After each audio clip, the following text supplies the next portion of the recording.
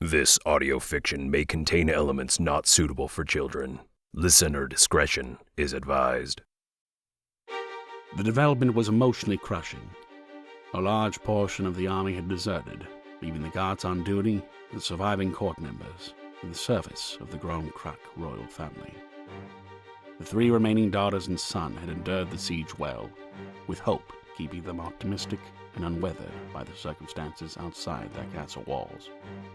Olex, the only prince, paced the cluttered dining area floor. His youthful face was contorted by the news that his country no longer had an army to speak of, save for the forces within MacLeod's walls. With his hands behind his back and his eyes on the ornate green carpeting, he tried to formulate a plan that he could bring to his sisters and the court members.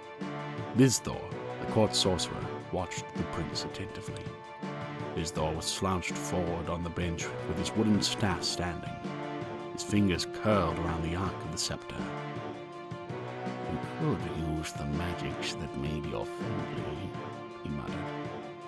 After the words left him, he winced, expecting a harsh reaction. Olex stopped.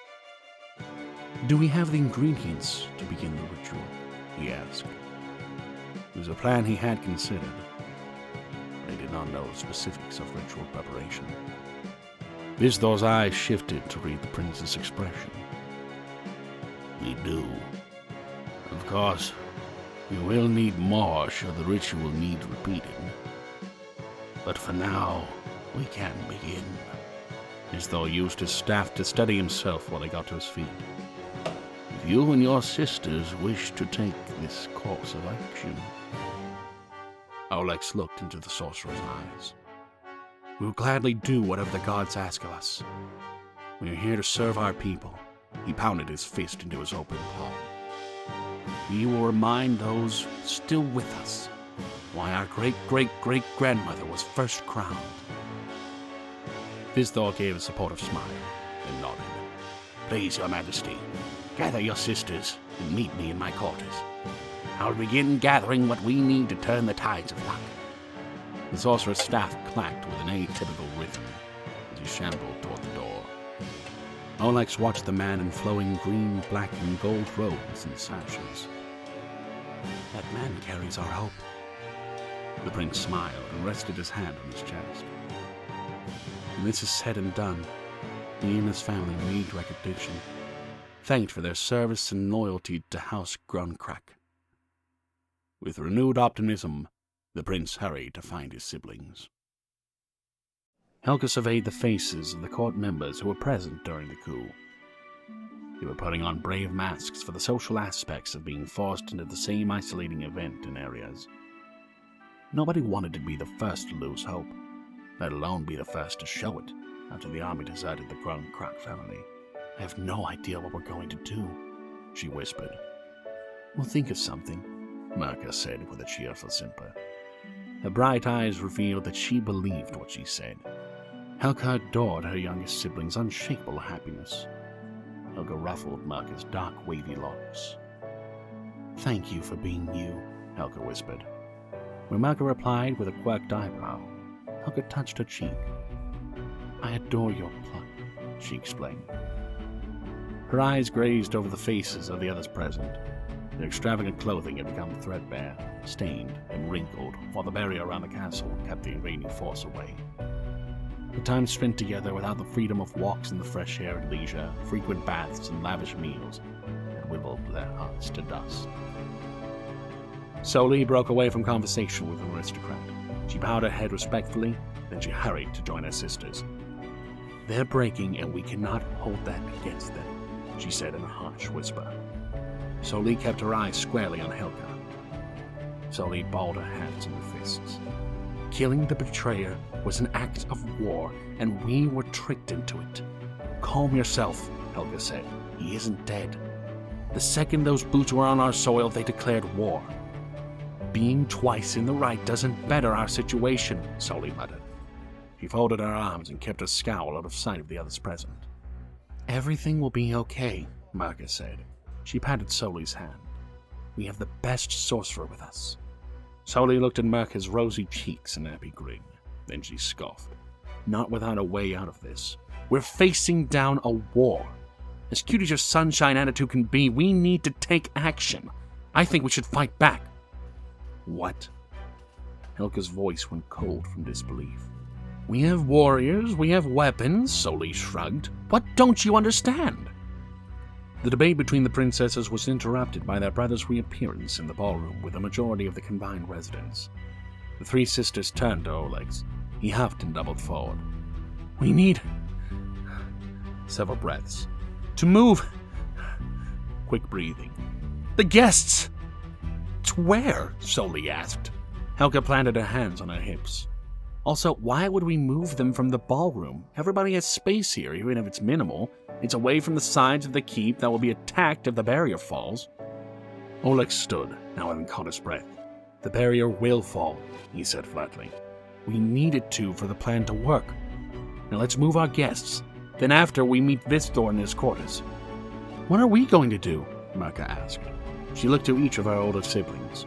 Olex walked toward their guests to gather everybody for the migration. I have no idea what our old wizard cooked up, but it better be good, Soli muttered. I'm sure it is the best we can do with no way to get more supplies or a larger army, Helga said, trying to hide her nervousness. She patted Mirka's shoulder to reassure her. Let's help Olex now. Come with me.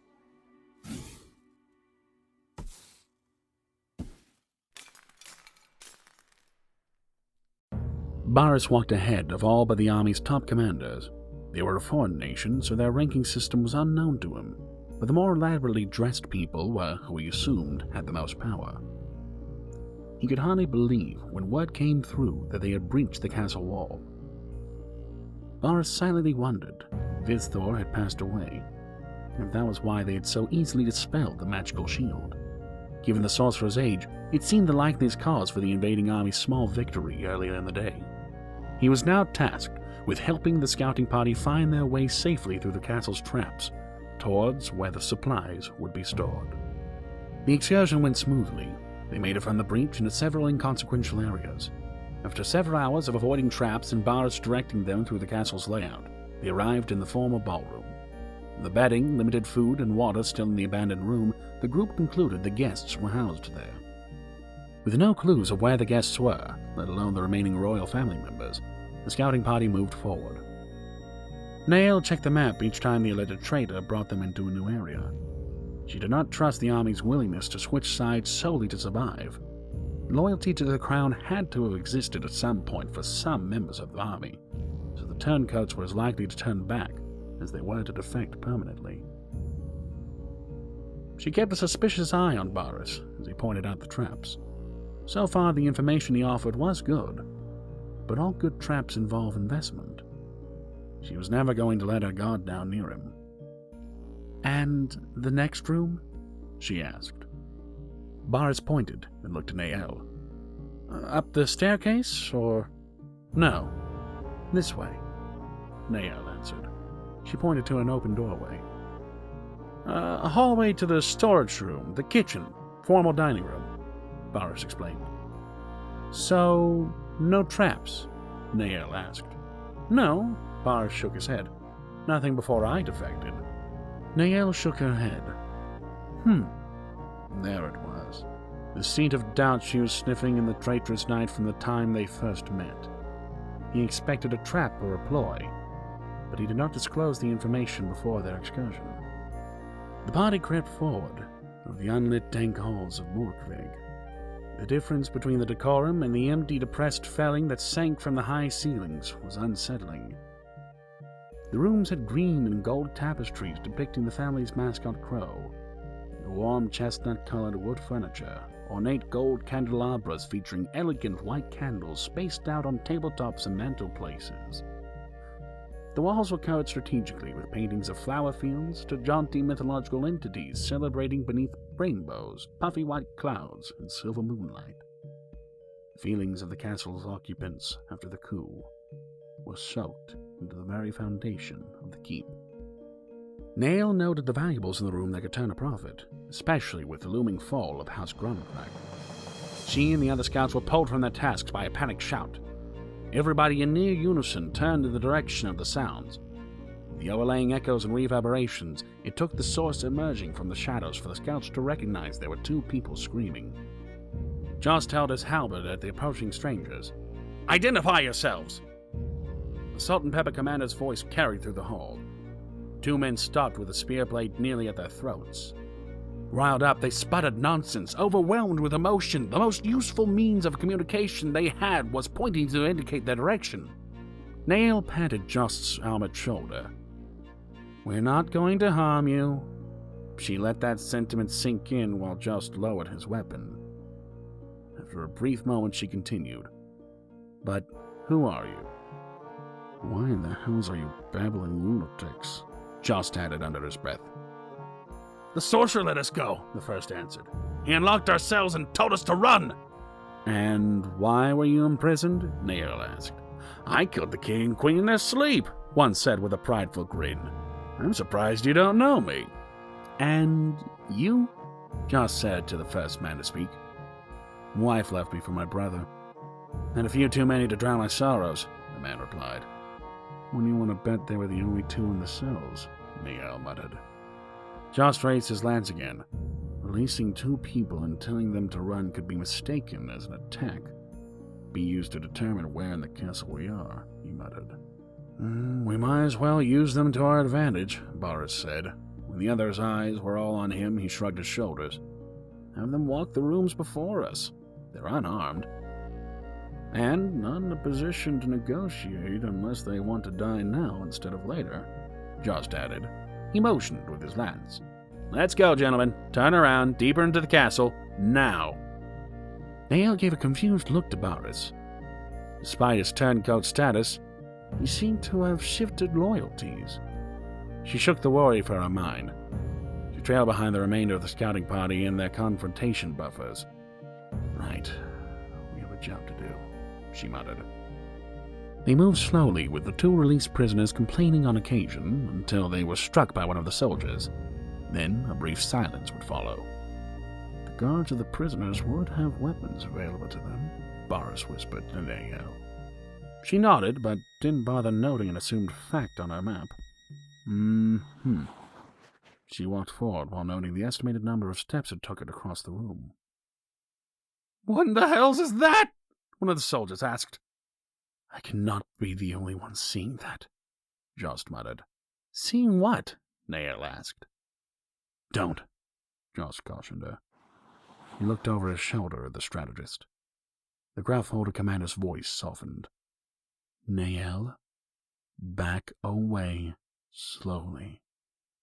Take as many with you as can survive the run back to the exit." "No. We come back for the injured, and we do not give up our ground," Nael objected. "Trust me. This is the exception to the rule of honor," Jost said calmly. "Don't let honor cloud your mind. You are not stupid, so behave with a lick of wit and start running." He spat the last word. Nael fumbled to return a notebook to her satchel while she ran. Her ears were filled with the clatter of armored boots clanging on castle floors. She had no idea what Jost had said to run from, and the knot in her stomach seemed to also tighten her chest so breaths could barely escape her. Soon, her legs were burning. Each breath in was acid, and she dripped with sweat. She couldn't hear anything but the sound of her soldiers following Jost's commands. "They're right behind us!" one of the soldiers screamed. Nael had to know what pursued her. She looked over her shoulder at the various warriors who were as red-faced and exhausted as she was. She glimpsed only a black flank before she turned a corner down a long, trap-infested corridor. She fumbled to get her notes, then to turn to the page to save them from the traps that lay ahead. She looked at the measurements and the markings. "Trap panels in the floor," she said between breaths. She cringed when she heard a roar and squelching. Tears filled her eyes when the squelching repeated and screams rang out. "Follow me to avoid the traps," she shouted, hoping to be heard over the killing. She ran across the panels, leaping from safety to lay the path for the next soldier in line. Invigorated from nearly dying to the creature in the traps, Nael pushed her body to get her to the end of the path, to the exit. She had clanging footsteps behind her, so she carried on, showing the safe passageways to her underlings. When she was nearly ready to collapse and given to the shadow of death that pursued her, she eyed the breach. Relief spread over Nael's face. "It's there! Almost there, soldiers!" she shouted to her scouts. She leapt forward, ready to meet the remaining sunlight. Nael winced as her body hit a force field. She was flung backward, then she slid across the castle floor. To her dismay, she watched her scouts try crossing the barrier as well. Each of them was met with as much force as they threw at the barrier. Remembering the creature and the sounds of death, she sat up and pulled her sword from her belt. Each soldier ignored the warning, then tried to exit the castle. After they were hit by their own blow's strength in reply, they turned to Nael expectantly. Nael staggered to her feet. She wiped the blood from her broken nose onto her cloak. Then she turned to face her party. She eyed Boris among the survivors, noted several injuries and missing pieces of armor from the stragglers who came in after her. She assumed they survived a scuffle with the beast, or lost armor to the weight of traps. "We're trapped here," Boris's voice quaked. He held his spear tightly, and his gaze was at his feet.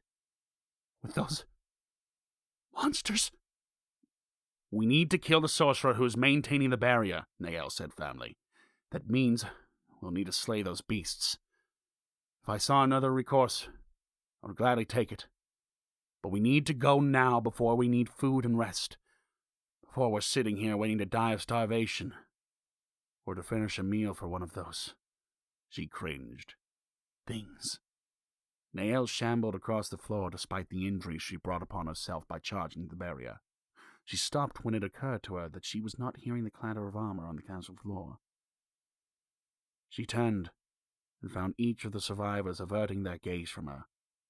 "That was an order. In Jost's absence, I command this union. I command this unit. On your feet, soldiers!" she said firmly. Her order was met with silence and inaction. "I said you to get on your feet!" "Or what?" one of the soldiers asked from the floor. He dared a defiant gaze at his commander. "Are you going to kill us? Delay the inevitable?" "What?" Nael gave the scout a bemused look. "Is our choice being killed by you for treason, or facing down those monsters that devoured Jost and how many others?" the same man asked. "Because I would rather die now, if given the choice." Many of the survivors, wide-eyed, nodded in solemn agreement. "You are all cowards. You should feel shame for our country, for your family, for me!" Nael stopped speaking, and instead sighed. She hung her head, taking the soldier's point. There was no motivation to follow her orders. How was she supposed to enforce the arbitrary title she held under extenuating circumstances? "We welcomed a coward into our ranks to show us our way through the castle. Maybe the shame started there," one of the scouts muttered. Boris sank down. "You're right. I'm a coward. I definitely made the wrong call. I joined an army that wasn't going to follow through." Boris covered his face with his hands. "I cannot believe this," Nael muttered. She slogged across the room to the breach. With the barrier, they could see outside, but it was unlikely that they would be able to communicate with the outside. The wizard was savvy enough to lower the barrier, move the guests and royal family, then to manifest the barrier after a trap had been laid. Angrily,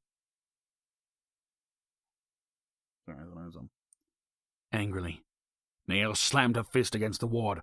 She screamed to channel her frustration with the hopeless situation, then repeatedly struck the ward. Her outburst was disrupted by the distant sound of footfalls. Her soldiers all went agape. Many of them got to their feet and brandished their weapons. Nael turned. Then her heart thudded to her feet. The sorcerer and the beast stood squarely on the opposite side of the room. So hard to find good soldiers these days. Vizthor gave the commander a wry smile while he spoke. He stood with his staff, and the beasts were lulled into appearing as menacing statues with him there. "Kill him. The barrier goes away," one of the soldiers said. "Technically," Vizthor conceded. The unmotivated soldiers rushed at the robed man, enraged by the situation. Vizthor clicked his tongue, chiding the soldiers. "I was going to negotiate an offer, but He waved his hand, and the beasts pounced on the advancing soldiers. Visthor watched, unfazed by the carnage. Nael fell, finally giving in to her body's exhaustion, horrified and fatigued. She tried to hold one of her weapons threateningly. She shot a glance at Barris, who was also not attacking, but instead staring, disgusted and shocked by the sights and the sounds of the beasts eviscerating the soldiers. In short moments, the beasts collapsed onto the floor. They did not mind the two survivors. Their attentions were on licking the blood from their faces and paws. Visthor's footfalls grew closer. When he stood between Barris and Nael, he touched the bottom of his staff to the floor. He looked back and forth at the familiar man and the strange woman. Well, if I may, I was going to negotiate an offer. He motioned toward the four beasts. You see what we spend our time protecting. This castle keep was built to keep these monsters from the deepest nethers from walking the world freely. With no crowned king or queen and no sworn oath in place, we've been cowering from these beasts. I even courteously protected your army from... He looked around the room at the entrails that lined the floors and the blood on the walls. This fate, by keeping the barrier up, instead of using you as bait to save the court and the loyal soldiers still within these walls. Nael nodded once. What's the negotiation part? Her voice was weak. She lowered her weapon. I need a witness to explain the situation to your armies, to your king or queen, whomever needs to hear of these horrors to stop this invasion. In this siege, these beasts will ravage and devour the entirety of your army, your people, your homeland. The man's wrinkled lips curled into a smile. What do you say, young lady? That's it? Nael asked. In the war? Or this will happen everywhere? Precisely, Visthor said with a nod. I'll do it. Barris cut into the exchange. He got to his feet. I can be a messenger. Nobody will believe a traitor, Visthor spat. He raised a hand, and the smallest of the beasts stood. Nael stared wide-eyed at the screaming man. He failed to protect himself from the relentless talons and fangs of the ebony-furred monster. Then, after a wet scream, all sound from him ceased. Nael got to her feet. She backed away from the beast and the sorcerer. Her voice broke and tears rolled down her face. That story wasn't true at all, was it? Visthor pointed past her to the breach. Tick-tock. Nael looked at the four beasts. Each of them was inching toward her in a semicircle pattern. She looked at where the sorcerer was directing her attention. She could see the sun setting in the sky, and some of the vast fields below where her army's tents stood. Nael got a running start. Then, without looking back at the creatures or the sorcerer, she rammed through the opening. She came out the other side of the castle wall, and she fell onto the stone, weak, haunted, and sobbing as she crawled toward the friendly-colored flags. Visthor curled his fingers and sealed the barrier once more. He approached the dying trader, looking at the mess Merca had made of his body. With a quick incantation, he cut the man's ribcage. Then he pulled the bones apart. He pulled the heart from Barris's chest. Prince Olex, fantastic news. With all of these dead soldiers, we will have plenty of hearts for any future transformations. He stooped down and patted the prince's head. With the living soldiers, we can experiment. Find out if our magics work on outsiders, too. The gods promised the powers to us, after all. Soli turned back first, now covered by blood and guts. She looked at her naked body, then at the sorcerer. So what now? We spend our time collecting their hearts? The princess asked. Only if you know how to break apart rib cages without damaging the organs. Since your beast forms are mindless, we may be dealing with unviable regions, the wizard answered. Helga stood beside her sister, once again as a human. She wiped the blood from her mouth onto the back of her hand. "This is our family's magic," she said quietly. "Yes. The gods gave your ancestors this answer to a famine. It is glorious, and we are grateful," Visthor answered. "Now, I will collect the hearts for you. After the 4 of you are human again, clean up and arrange for baths for the nobles. Our servants should begin dinner. You 4 won't be hungry, but it is best to keep up appearances," he said warmly. "What do we tell the court?" Olex asked. "Tell them some of our soldiers fought off a group that had gotten inside.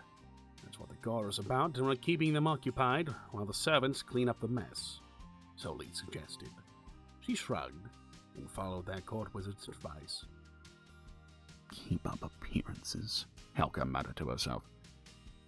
She took a breath in, held in, then smiled.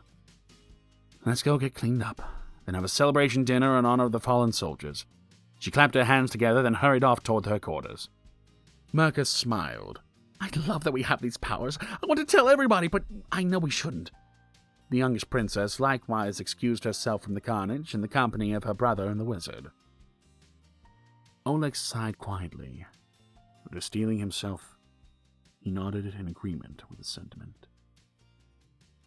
We keep up appearances.